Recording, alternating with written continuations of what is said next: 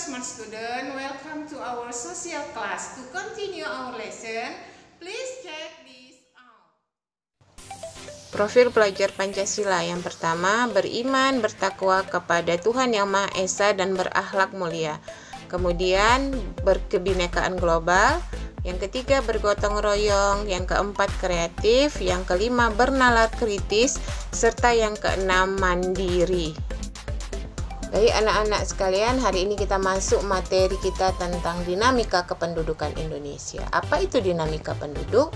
Dinamika penduduk adalah perubahan jumlah penduduk pada suatu wilayah yang disebabkan oleh 3 faktor, yaitu kelahiran atau natalitas, kemudian kematian atau mortalitas, serta perpindahan penduduk atau migrasi.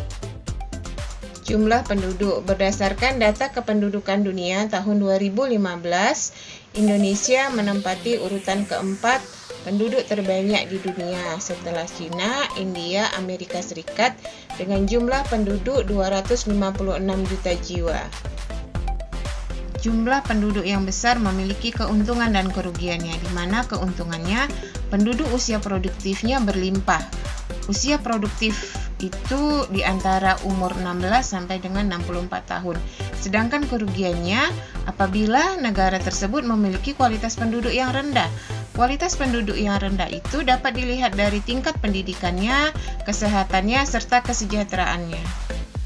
Persebaran penduduk. Persebaran atau distribusi penduduk adalah bentuk penyebaran penduduk di suatu wilayah atau negara. Apakah penduduk tersebut tersebar merata atau tidak? Persebaran penduduk dapat dikenali juga dengan kepadatan penduduk. Wilayah yang memiliki sumber daya yang lebih baik fisik maupun manusianya akan cenderung dipadati oleh penduduk. Baik anak-anak, bisa melihat ini adalah peta kepadatan penduduk Indonesia. Ini adalah peta Indonesia. Kalau kita lihat di sini, di mana Pulau Jawa merupakan pulau yang padat penduduknya. Kemudian Pulau Kalimantan dan Papua adalah pulau yang jarang penduduknya. Untuk mengurangi kepadatan penduduk di Pulau Jawa, maka dilakukanlah transmigrasi, yaitu perpindahan penduduk dari daerah yang padat penduduknya ke daerah yang jarang penduduknya. Maka dilakukanlah transmigrasi dari Pulau Jawa ke Pulau Kalimantan dan Pulau Papua. Yang ketiga, komposisi penduduk. Komposisi penduduk adalah pengelompokan penduduk berdasarkan usia, jenis kelamin, mata pencaharian, agama, bahasa, pendidikan, tempat tinggal, dan lain-lain. Maka bisa kita lihat jumlah penduduk berdasarkan usia, jenis kelamin, mata pencaharian, agama dan bahasa, pendidikan, serta tempat tinggal, dan lain-lainnya dari komposisi penduduk tersebut. Keempat, pertumbuhan dan kualitas penduduk. Faktor yang mempengaruhi pertumbuhan penduduk itu ada 2, yaitu faktor alami dan faktor non-alami. Di mana faktor alami itu merupakan kelahiran dan kematian, sedangkan faktor non-alami itu adalah migrasi atau perpindahan penduduk.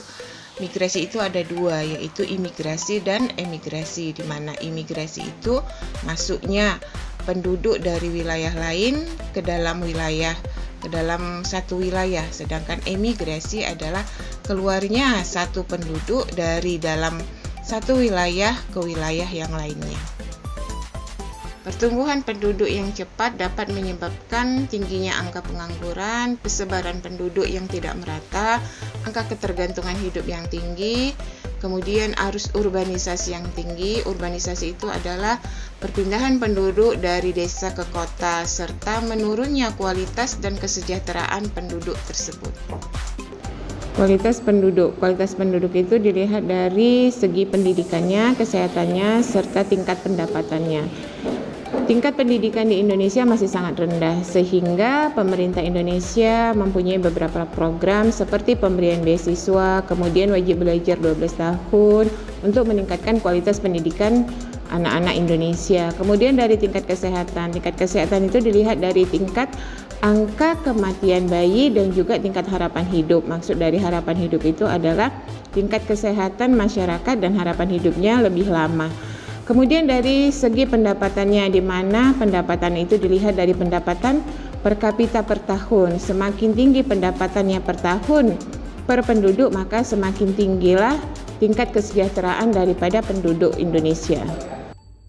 Keragaman etnis dan budaya. Menurut penelitian BPS tahun 2010, Indonesia itu memiliki 1128 suku bangsa atau etnik ya. Jadi kita banyaknya suku bangsa akan menyebabkan banyak juga pakaian adatnya, lagu daerah, tari-tarian, rumah adat, serta upacara adat dan lain-lainnya. Ini merupakan keanekaragaman etnik dan budaya Indonesia, di mana ini harus kita pelihara, kemudian harus kita jaga. Walaupun berbeda-beda, kita tetap satu jua. Baik anak-anak ibu sekalian, sampai di sini pembelajaran kita tentang dinamika kependudukan Indonesia. Terima kasih atas perhatian anak-anak sekalian. Sampai jumpa di pembelajaran berikutnya. Assalamualaikum warahmatullahi wabarakatuh.